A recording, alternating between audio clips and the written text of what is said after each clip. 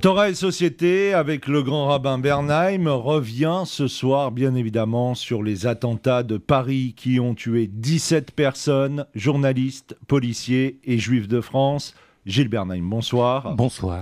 Aujourd'hui, à 11 h, à Paris, comme à Jérusalem, on a assisté aux funérailles des 3 policiers et des 4 juifs de France en Israël. Moment extrêmement intense en émotion. La France, qui était représentée par la ministre de l'Environnement, Ségolène Royal, a remis à titre posthume les insignes de la Légion d'honneur aux familles des victimes juives. Le président de la République, François Hollande, a fait de même pour les policiers morts dans la cour de la préfecture de police de Paris. Moment d'émotion intense, je n'ai pas pu voir à la télévision l'ensemble de ces cérémonies, sinon un résumé. L'émotion est la même. Elle est la même devant ces juifs que l'on enterre en terre d'Israël que devant ces policiers que l'on enterre ou auxquels on rend hommage. Et c'est important de le souligner parce que, en agissant non pas seulement par devoir, mais avec le courage et l'extrême rigueur qui a été la leur, les policiers ont sans doute permis de sauver des vies, ou en tous les cas ont permis à l'événement de se dérouler de manière peut-être un peu moins pire que cela aurait pu être s'ils n'étaient pas intervenus. Nous ne devons jamais l'oublier et nous ne l'oublierons pas. L'enterrement à Jérusalem, évidemment, pour nous juifs, est un événement que j'ai presque envie de dire que nous revoyons. Nous le revoyons, ces enterrements de portée nationale. Il y en a eu d'autres, notamment Ilan Halimi, notamment les enfants Sandler et Monsonego. Ce sont des retrouvailles avec un peuple uni autour des cercueils, des prises de parole dignes, sobres, justes, qu'elles soient israéliennes, qu'elles soient françaises. Et là, je pense à Ségolène Royal. Pour le reste, au-delà de l'émotion qui nous habite aujourd'hui, pour le reste, eh bien, l'avenir nous dira si, par exemple, au-delà de nos émotions et l'émotion de tous les Français, au-delà de cette unité trouvée dimanche dans cette immense manifestation à Paris et en province également durant le week-end, si cela sera suivi d'effets, et c'est ce que nous espérons, évidemment, du fond du cœur.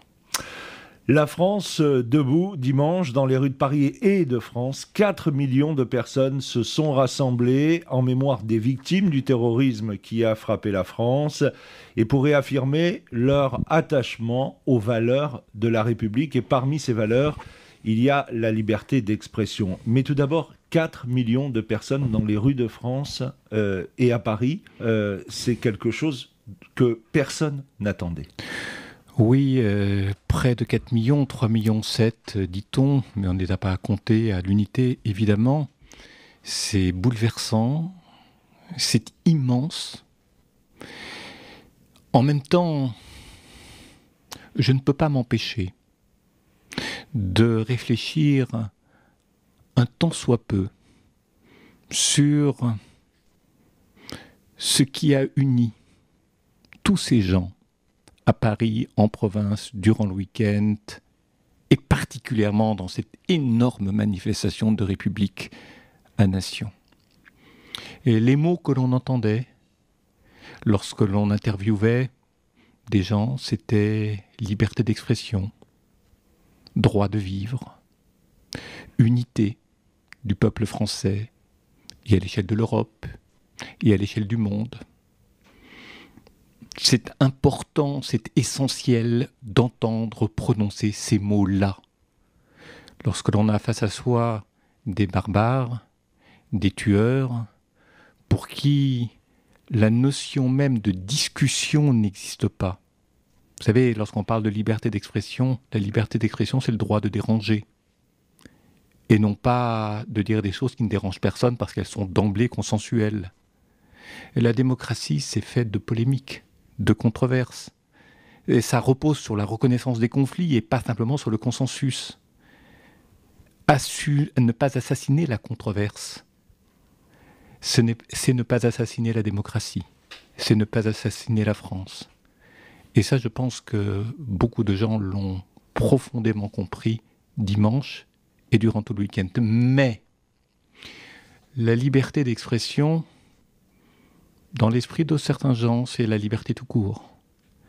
La liberté de penser, la liberté du droit à être ce que l'on est, mais parfois sans limite. Et la liberté, c'est quelque chose de fragile, c'est quelque chose de subtil, c'est quelque chose de complexe. C'est-à-dire que la liberté est faite de droits, mais aussi d'astreintes, de devoirs, d'obligations. Et nous, Juifs, nous ne l'oublions jamais. La difficile liberté, pour parler comme Emmanuel Lévinas, est faite d'obligations et de droits, d'astreintes et de liberté. Je ne suis pas sûr qu'en toutes circonstances, ces hommes et ces femmes pensaient aux obligations. Ils pensaient au droit à disposer d'eux, d'être profondément libres, sans limite.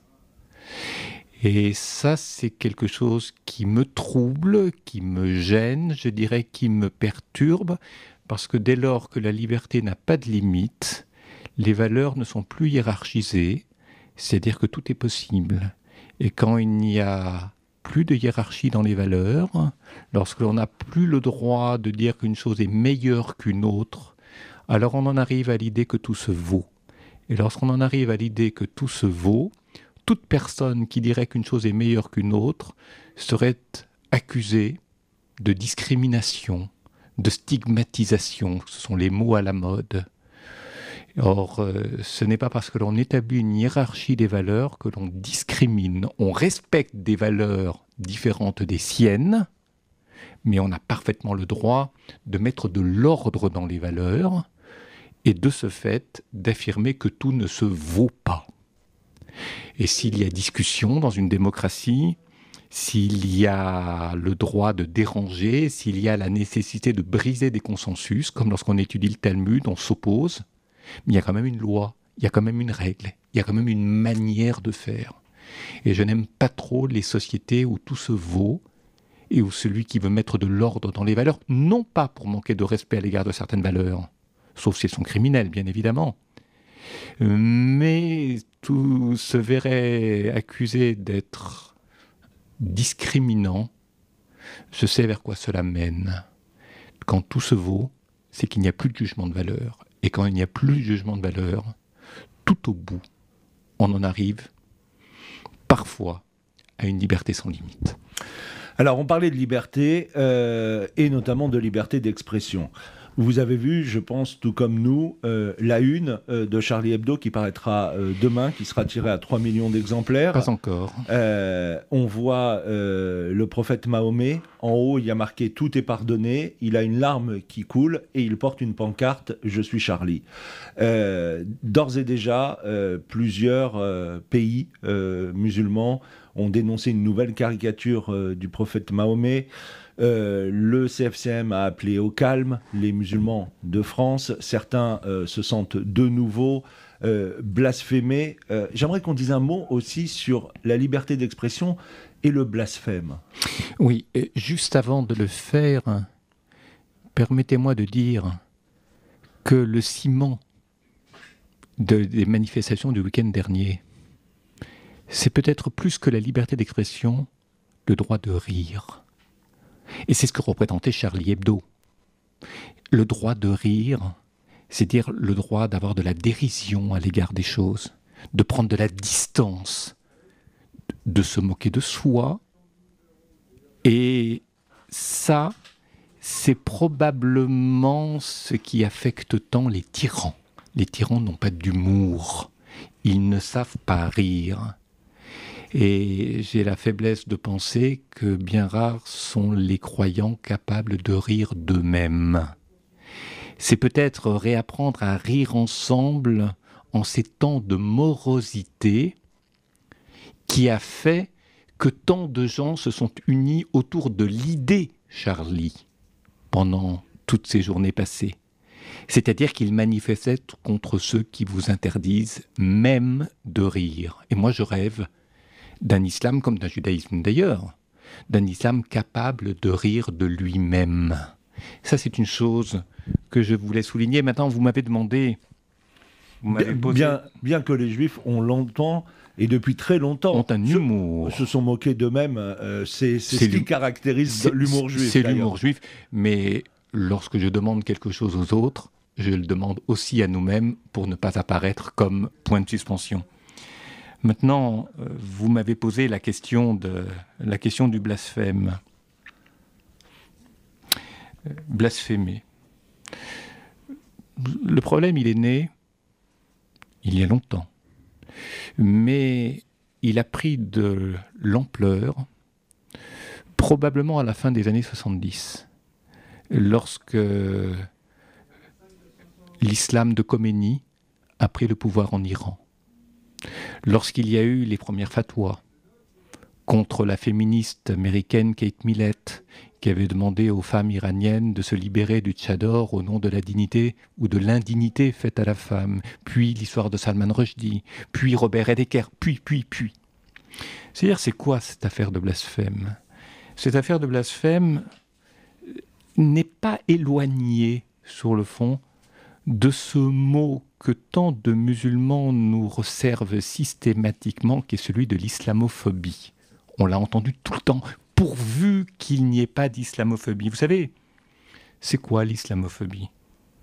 C'est un terme que les intégristes ont forgé pour prévenir tout blâme. C'est-à-dire, c'est très habile, parce que ça fait de l'islam un objet en quelque sorte intouchable.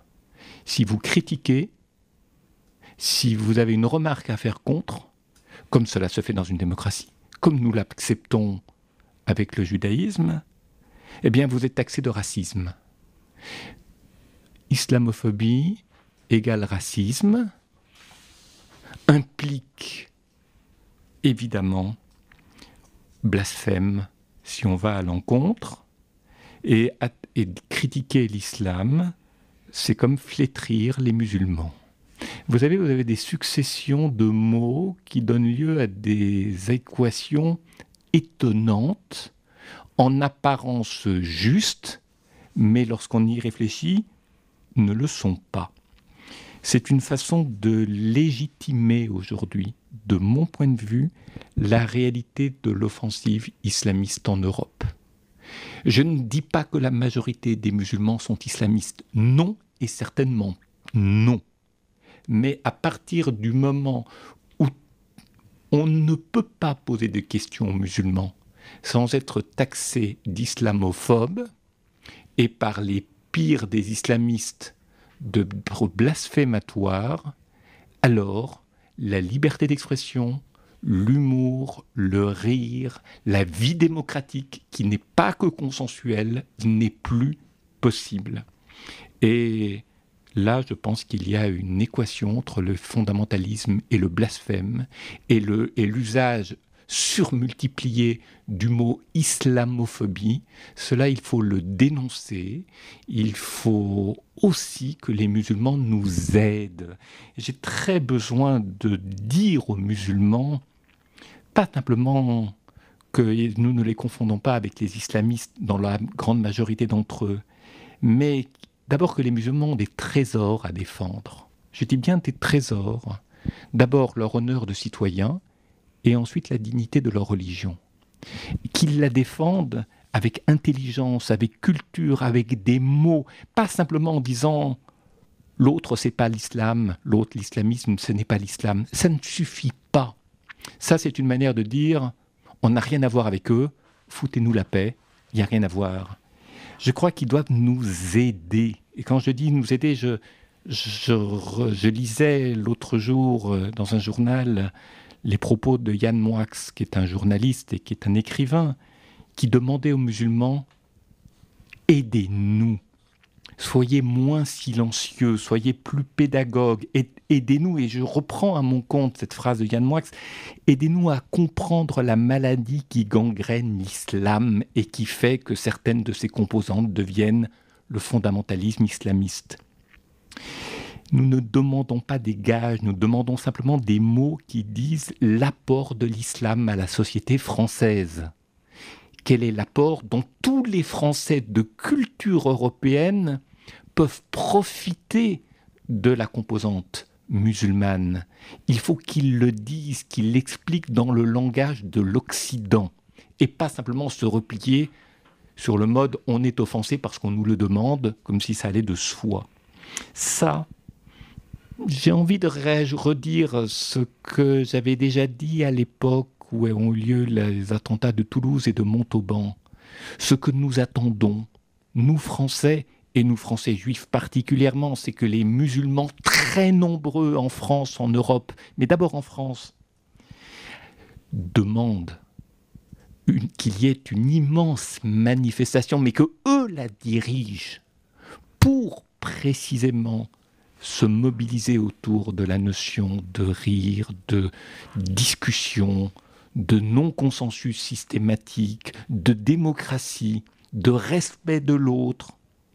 Cette manifestation de ceux qui se disent musulmans ou d'origine musulmane, eh bien, cette manifestation doit être conduite par eux et qu'il y ait des milliers et des centaines de milliers de Français, et les Juifs seront très nombreux, qui derrière eux reprennent en chœur ces grands principes et ces mots-là. Nous attendons cela des musulmans, et que ce ne soit pas une position de repli, une position timorée. Pardon de le dire, mais il est important de le rappeler. Au-delà de ce souhait que vous formulez d'une manifestation des musulmans de France, on a vu que ces attentats... Sous la conduite des musulmans de France. Sous la conduite. Ouais. On a vu que ces attentats ont été perpétrés par 3 hommes se réclamant de l'islamisme djihadiste. Les musulmans de France demandent à juste titre de ne pas faire d'amalgame. Et ces 3 terroristes sont français et musulmans. Au-delà de la manifestation, que doit-on attendre de l'islam de France ? Est-ce que l'islam de France n'est pas arrivé à un moment où elle doit s'organiser comme le judaïsme, avoir une autorité incontestée, où elle doit avoir une école de formation des imams ? Certainement, cela a été dit et fortement par d'autres avant moi, et je l'ai dit en d'autres temps, je ne peux que surenchérir là-dessus. Par ailleurs, si l'islam en France est si divisé, c'est parce qu'il obéit à des courants nationalistes, c'est-à-dire des influences turques, marocaines, algériennes et d'ailleurs. Ce qui veut dire que le ciment ne peut exister dans ce cas de figure parce que la composante politique nourrit la dimension religieuse. Et c'est ce qui fait, là aussi il faut le dire, le terreau de l'islamisme. Parce que l'islamisme et les musulmans ont raison de dire que l'islam n'est pas l'islamisme. Ils ont raison de le dire, mais il faut qu'ils le prouvent, il faut qu'ils le démontrent, il faut qu'ils l'expliquent à tous les Français. L'islamisme n'est pas un mouvement religieux, c'est un mouvement politique. Les islamistes, en fait, ils utilisent la religion parce qu'elle est le plus petit dénominateur commun des immigrés. Et c'est un mouvement prosélyte qui profite probablement de la misère sociale en France, en Europe, pour en faire une force de contestation radicale des institutions démocratiques qu'elle déteste. Et je pense que, et là il faut mettre les mots, et les musulmans doivent mettre ces mots dans leur bouche et les faire entendre clairement et systématiquement et régulièrement. L'instauration d'une théocratie musulmane, comme le veulent les fondamentalistes musulmans, n'est en fait que l'expression d'un fascisme qui est légitimé par une prétendue volonté divine.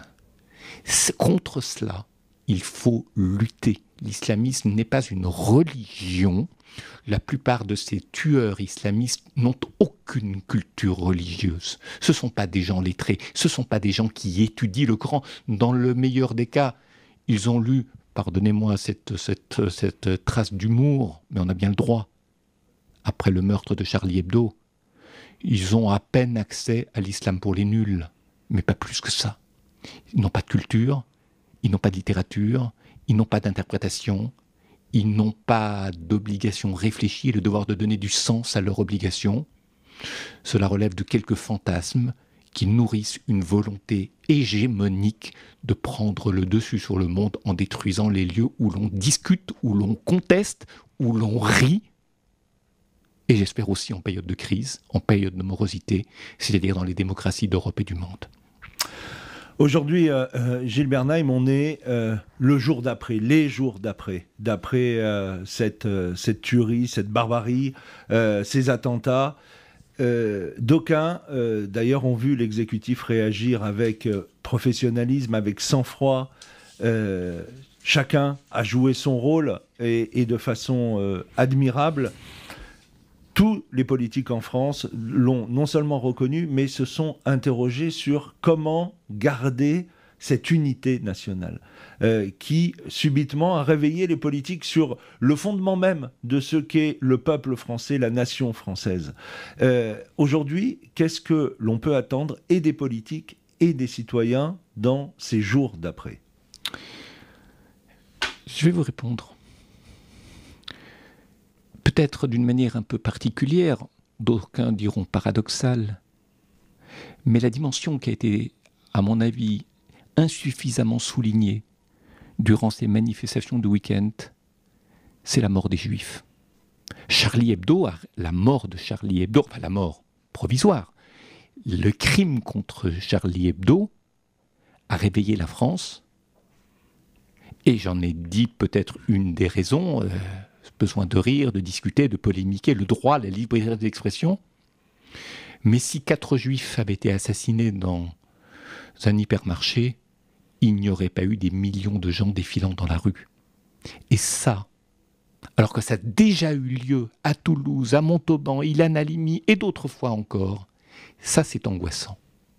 Parce que l'unité ne s'est pas faite sur l'idée d'humanité, c'est-à-dire sur l'identité humaine, juive ou non juive, que l'on est en train de détruire, mais autour d'une certaine idée de la liberté. Or, dès lors que l'on attache, j'ai trop entendu même durant ce week-end, de gens dire, et puis à l'occasion de l'enterrement en Israël, et puis du discours de Netanyahou, que ce soit d'Israël ou en France, ou à l'enterrement, de manière plus modérée, dire, bon, écoutez, les Juifs, en même temps ils parlent d'Alia, ils parlent de partir, est-ce qu'ils sont vraiment des citoyens français ? Est-ce que, alors si ils ne peuvent pas demander d'être protégés en même temps de vouloir s'en aller, on le lit sur les réseaux sociaux. Alors, il y a quelque chose qui ne va pas. Il y a quelque chose qui ne va pas. Lorsque l'on dit que toucher à un juif, c'est toucher à la France, cela veut dire quoi ? Cela veut dire que toucher à un juif qui sait ce que c'est que penser, étudier, discuter, contester, remettre en question, c'est le génie de la France. Lorsqu'on touche à un juif, on touche au génie de la France.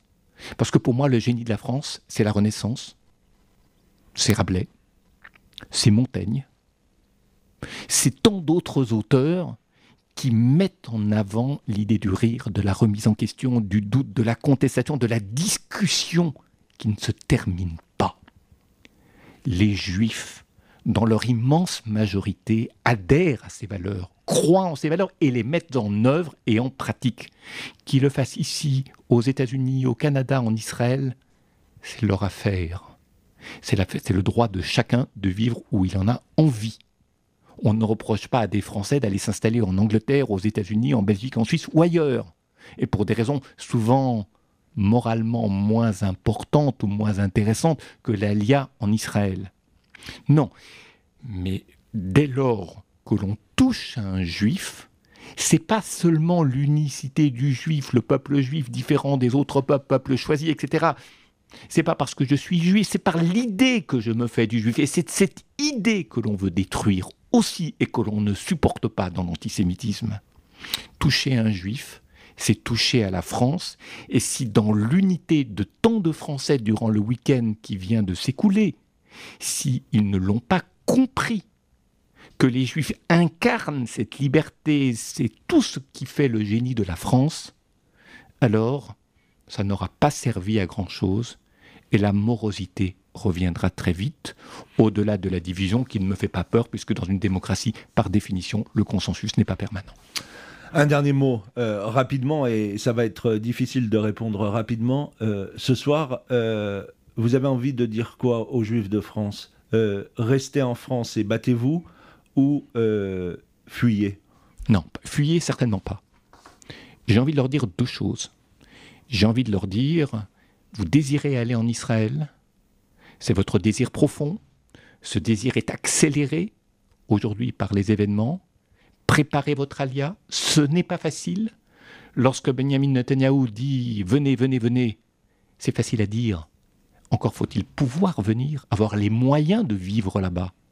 Et l'on sait que l'État d'Israël, dit l'agent juive, l'administration, le pouvoir politique disent beaucoup de choses, mais quand il s'agit d'accueillir, il y a peu de moyens pour accueillir des juifs qui n'ont pas beaucoup de moyens. Et cela, il faut le rappeler. Ce n'est pas simple. Mais l'alia peut être un devoir religieux, peut-être un désir culturel, peut-être un travail de mémoire, peut-être une volonté historique, peut-être une volonté politique. Il y a 1000 raisons pour lesquelles on peut vivre, et chacun, au fond de lui-même, doit savoir pourquoi il part et construire son alia. Maintenant, sur un autre registre, je dirais, les Juifs ne peuvent pas dire « nous fuyons ». Ils ne peuvent pas l'exprimer de la sorte, parce qu'on ne peut pas demander d'être protégé devant nos écoles, devant nos synagogues, devant nos lieux culturels, devant des magasins juifs, et en même temps dire « on n'en a rien à faire de la France, de toute façon, notre avenir n'est pas là ». Alors ça, c'est vraiment donner des arguments aux antisémites, aux xénophobes de toute façon, et à tous ceux qui, d'une manière ou d'une autre, se rapprochent du racisme. Là-dessus, il faut être clair. Les Juifs ont toujours été des résistants à ce qui rend l'humain indigne. Contre cette indignité-là, les Juifs ont toujours été des résistants, ils l'ont été, ils le sont et ils le resteront. Et si les Juifs restent en France, ils doivent résister, lutter contre ça, avec dignité, par les mots, par les comportements, par de vraies postures, par l'intelligence qui a fait ses preuves dans l'histoire du peuple juif. Permettez-moi d'ajouter ce qu'il est toujours nécessaire d'ajouter, c'est que s'il est quelque chose qui est important, lorsqu'on est un juif religieux, un juif pratiquant, un juif croyant, et l'on peut ne pas être pratiquant et être croyant, et être profondément religieux. Il y a des prières laïques, il y a des prières liturgiques. La prière a beaucoup d'importance parce qu'elle rend humble, elle rend lucide, elle oblige à regarder la réalité telle qu'elle est et ne pas fantasmer sur soi en se faisant d'une idée un petit peu dévoyée de soi-même. C'est la raison pour laquelle nous avions souhaité, bien avant ces événements, dans le cadre du Beth Midrash Lenashim que ma femme organise et dirige et anime, faire un après-midi sur la prière, pas un après-midi de prière, mais sur l'idée de prière. Ça a toujours lieu dans le cadre de la synagogue de la Victoire avec l'entrée 17 rue Saint-Georges. Ce dimanche après-midi, de 14h jusqu'à 18h, un après-midi d'études sur la nécessité de la prière, sur le sens de la prière, sur le sens de la confiance en Dieu dans notre histoire, autour de textes, et pas simplement par des conférences, et ça aura lieu ce dimanche après-midi, sous la direction d'études de Madame Tamar Schwartz. Venez nombreuses, c'est pour les femmes, puisque le Beth Midrash Lenashim est un institut, une maison d'études qui permet aux femmes d'étudier tous les textes sans aucune discrimination. Dimanche après-midi prochain, le 18, à 14h, à la Victoire, entrée rue Saint-Georges. Je fais bien ma publicité. Rendez-vous est pris. Bonne soirée et on se donne rendez-vous la semaine prochaine pour un nouveau numéro de Torah et Société.